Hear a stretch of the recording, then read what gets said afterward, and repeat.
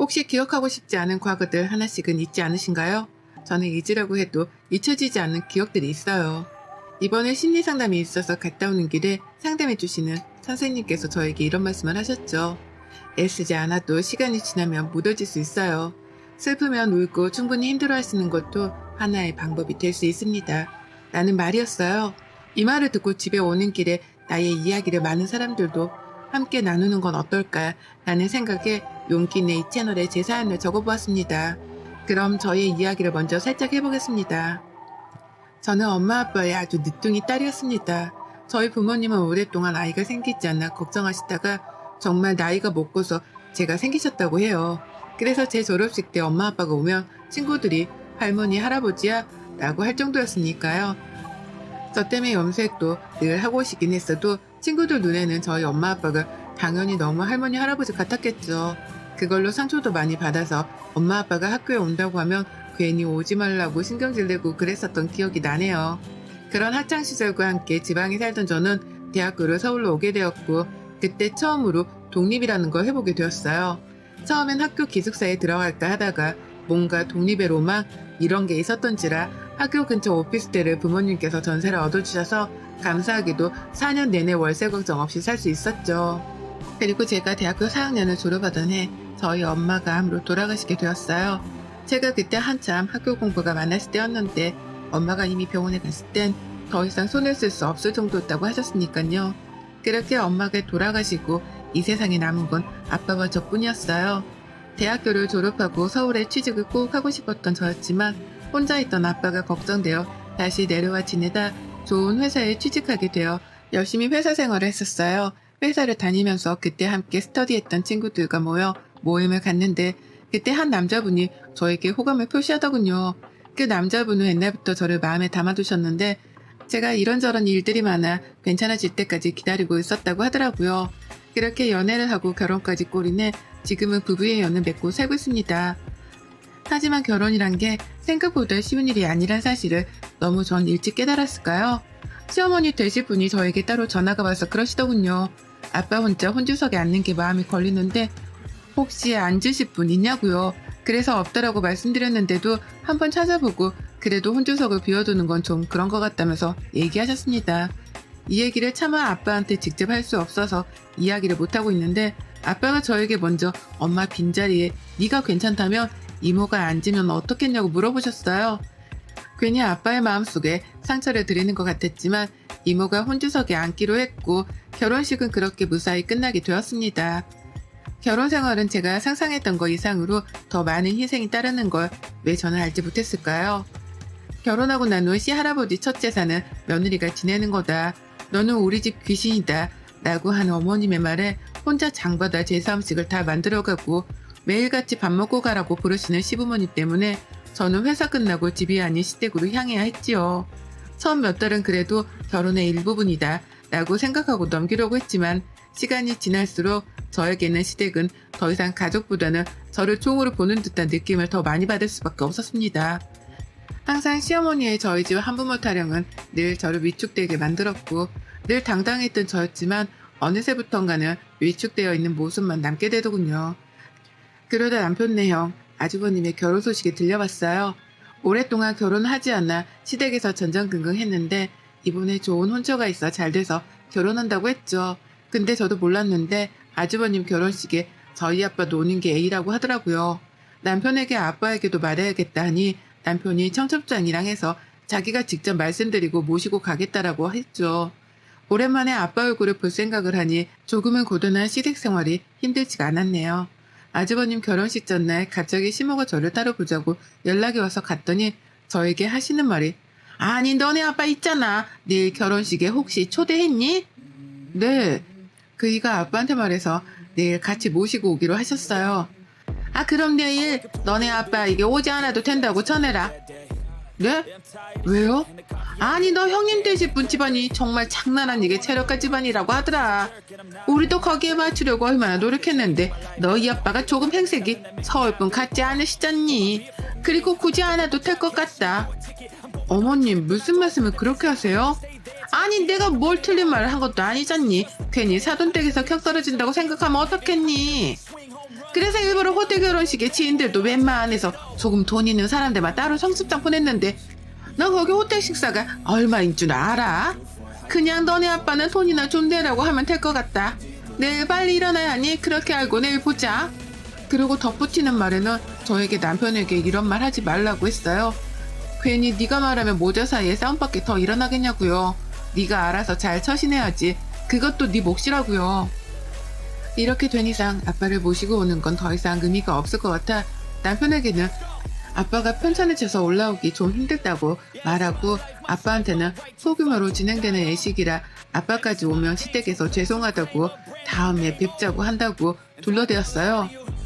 아빠는 그래도 사돈촌과 결혼하니 부조금은 꼭 하신다고 하시길래 아빠 이름으로 해서 냈어요.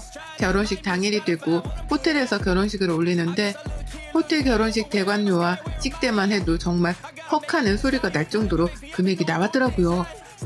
어차피 제가 될 거 아니니 그렇게 결혼식을 마치고 집으로 왔어요.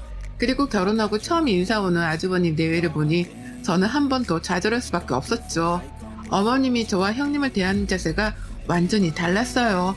제가 오면 바로 부엌으로 와서 이것저것 시키기 바쁜데 형님이 오면 아무것도 할 필요 없다고 앉아있으라고 하니깐요. 똑같은 며느리인데 왜 이런 차별을 받아야 하나. 남편이 매일같이 이럴 거면 시댁 안 올 테니 그렇게 알라고 하는데 시모는 저에게 네가 처신을 잘못해서 그런 거니까 네가 알아서 수습하라고 전화하기 바쁘셨죠. 지옥 같은 시댁 생활은 저에게 너무나 힘들었지만 남편이 그럴 때마다 방패막이 되어주려고 노력하는 모습 때문에 그나마 버틸 수 있었네요. 그러다 저에게 청천벽력 같은 소식이 들려왔어요. 아빠가 폐암 2기라고요. 폐암은 폐 내부에 신경이 없어 통증 같은 증상이 나타나지 않아서 초기 발견이 굉장히 어려운 암이라고 하더라고요. 아빠랑 떨어져 지내니 아빠의 건강 상태를 몰랐는데 고모가 연락이 오셔서 아빠가 건강검진 받다가 발견됐는데 폐암 2기라고 하더라고요. 그 소식을 듣고 어찌나 울었는지 몰라요. 그리고 내려간 아빠의 모습은 살도 많이 빠져 있으시더라고요. 왜 제가 이제야 눈치챘을까? 정말 엉엉 울며 아빠한테 미안하다고 했네요. 남편에게 아빠의 이야기를 전하고 한동안은 아빠 병원 같이 다니고 싶다고 말했고 남편은 걱정하지 말라고 해서 그렇게 아빠와 함께 병원도 다니고 챙겨드리고 있었어요. 이 소식을 들은 시어머니가 또 전화를 해오셨더라고요. 너 지금 니네 집에 내려갔다면서? 네, 아빠가 많이 아프셔요. 제가 돌봐드려야 할 것 같아서 그이랑 상의하고 내려와 있어요. 요새 간병 있으면 되지. 네가 거기 가면 우리 아들 누가 챙겨주냐?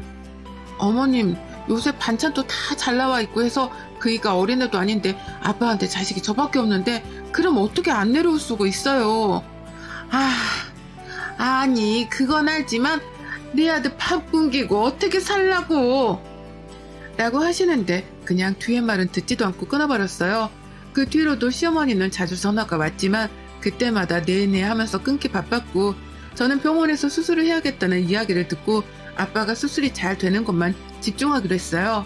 그렇게 아빠는 수술을 하셨고 수술의 경과가 좋지 못하다는 선생님의 말씀에 저는 또 한 번 더 좌절할 수밖에 없었어요. 몇 달 정도 더 투병 생활을 하시다가 결국에는 호스피스 병동으로 옮기셨지만 꼭 며칠 남지 않았다는 말에 저는 하루에도 몇 번씩 눈물을 참고 아빠를 보아야 했죠. 마지막은 남편도 회사에 휴가를 내고 같이 셋이 시간을 보내면서 아빠가 좀 체력이 있을 때 엄마한테도 많이 다녀오고 할 걸 그러지 못한 게 너무 한이 되더라고요. 아빠가 죽으면 꼭 엄마 옆에 함께 있고 싶다는 간곡한 바람에 두 분이 함께 꼭 있기를 바라며 장례를 준비했습니다. 마지막 하나 아빠의 길에는 저와 남편이 있어 외롭지 않다며 저에게 편지 하나를 건네주셨는데요. 그 편지를 읽은 저는 소리내어 올 수밖에 없었어요. 사랑하는 내 딸, 네가 처음 태어나 내 품에 안길 때가 엊그제 같은데 네가 이렇게 커 남편과 함께 있는 모습을 보니 그저 행복할 따름이구나. 아빠가 많이 부족해. 아빠도 아빠가 처음이라 너를 많이 서운하게 한 것 같아 늘 가슴에 남는단다. 아빠가 먼저 가는 일에 너무 슬퍼하지 말았으면 한다. 앞으로는 더 멋진 인생을 살길 바라는 아빠의 마음을 늘 기억해다오. 사랑하고 또 사랑한다. 편지의 한 부분으로 아빠는 끝까지 제 걱정만 하시다 돌아가셨어요. 그렇게 남편의 품에서 꺼이꺼이 울다 남편이 마지막 가시는 길에 우리가 웃는 모습으로 보내드리자고 했고 저희 아빠는 그렇게 돌아가시게 되었습니다. 장례는 3일장으로 지내기로 했고 남편은 저 대신 분주하게 돌아다녀야 했죠. 그렇게 시댁에도 아빠의 부고 소식을 전해드렸는데요.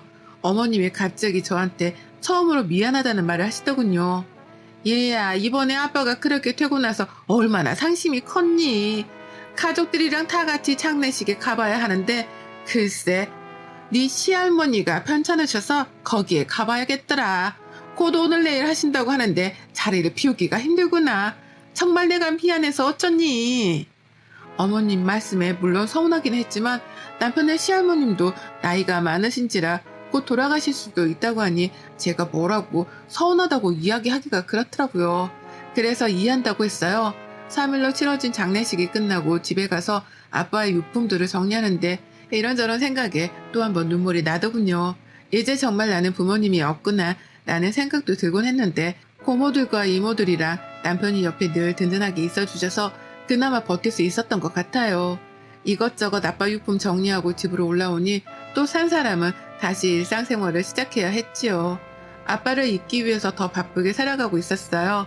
주말에는 또 푹 쉬고 그렇게 살다 보니 시간이 또 훌쩍 가더라고요. 그러다 어느 날 하루는 집에 누워서 인스타를 보고 있는데 제 추천 친구의 형님 인스타가 뜨는 거예요. 그래서 한번 들어가서 차근차근히 인스타를 넘기는데 몇 달 전에 해외에 다녀온 것 같은 사진들이 있더라고요. 그래서 언제 해외 가셨지? 하고 찬찬히 사진들을 보는데 낯익은 가족 사진이 한 장 있대요. 시어머니, 시아버지, 큰 아주버님, 형님 이렇게 해외에 놀러가서 찍은 사진이더라고요. 또 언제 놀러가셨지 하고 날짜를 보는데 그 날짜가 저희 아빠 돌아가신 다음 날이었어요. 그러니 알고 봤더니 시할머니가 아프신 건 거짓말이었고 패키지 여행으로 해외에 형님네랑 놀러가려고 저한테 거짓말을 한 거였죠.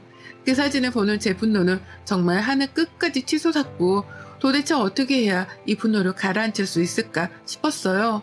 우선 남편에게는 미안하지만 이 사실을 숨겼고 그때부터 차근차근 준비했어요.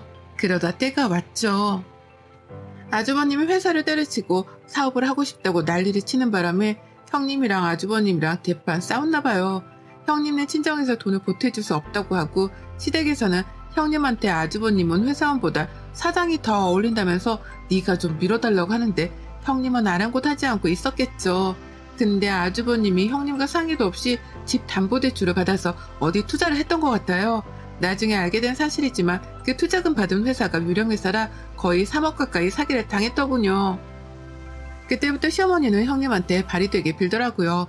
당장 집까지 담보대출 받아서 아주버님이 형님한테 제발 친정에서 장인어른한테 돈 좀 빌리자고 하는데 참 형님네 집이 부자? 재력가? 라고 하더니만 실상은 거지 그 자체였어요.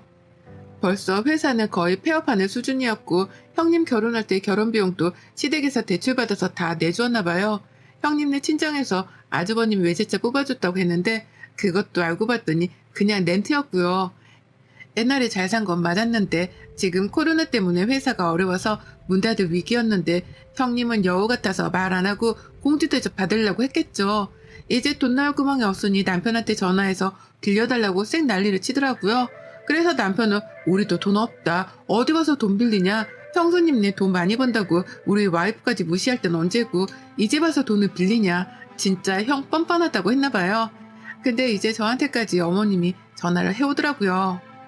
형님이 집 넘어가면 너랑 이혼할 거라고 난리를 치니 저한테 돈 좀 어떻게 해달라고요. 그래서 저는 그이가 절대 안 된다고 하니 저 말고 다른 분을 소개시켜 드릴게요. 그분한테 한번 말씀해 볼게요 했어요. 아빠 친구분이신데 지방에서 굉장히 유력한 재력가셔서 아마 3억 정도는 충분히 되실 것 같아요.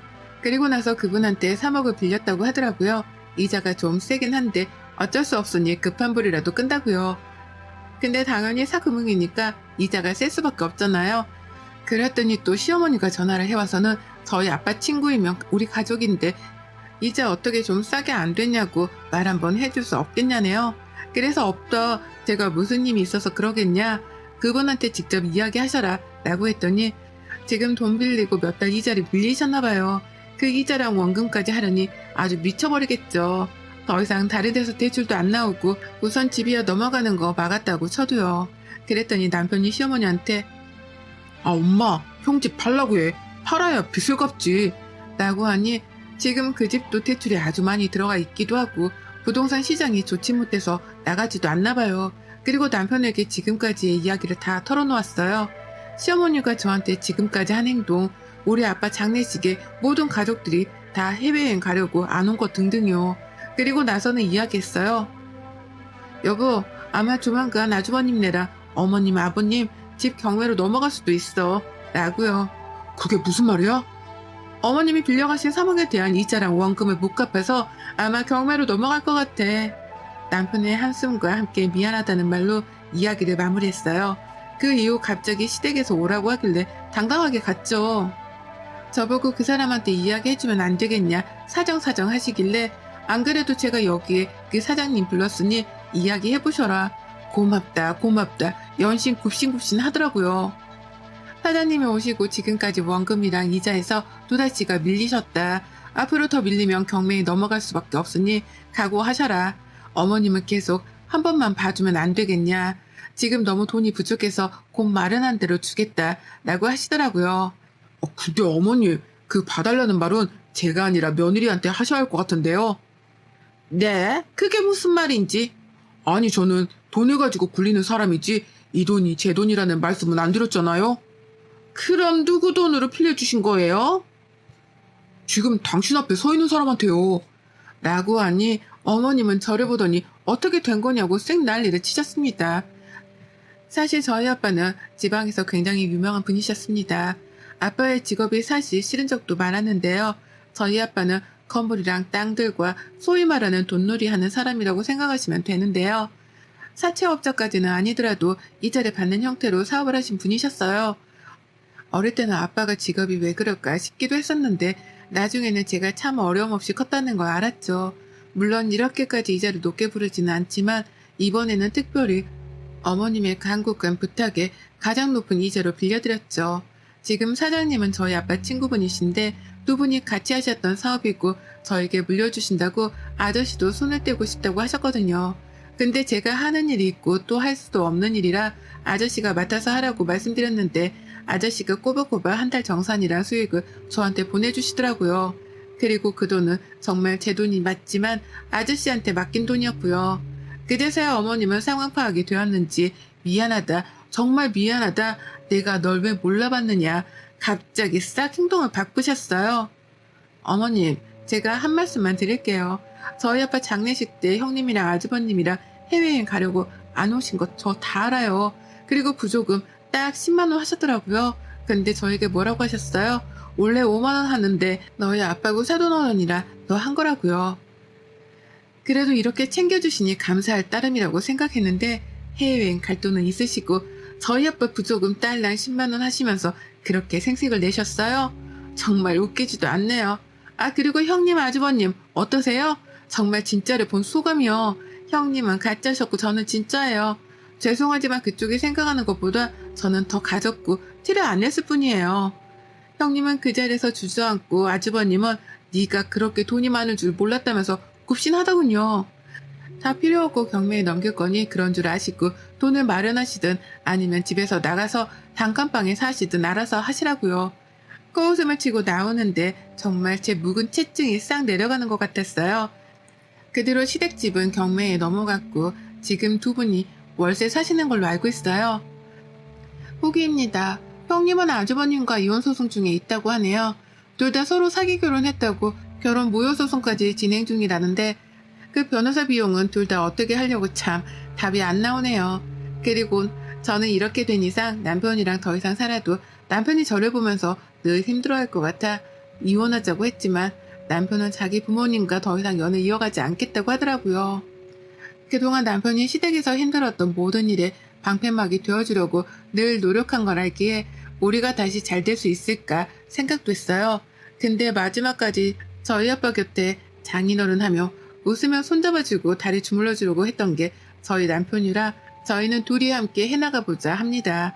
마지막으로 긴 글 읽어주신 모든 분들께 감사드리며 늘 여러분이 행복하기를 기도하겠습니다. 여러분의 생각은 댓글로 남겨주세요.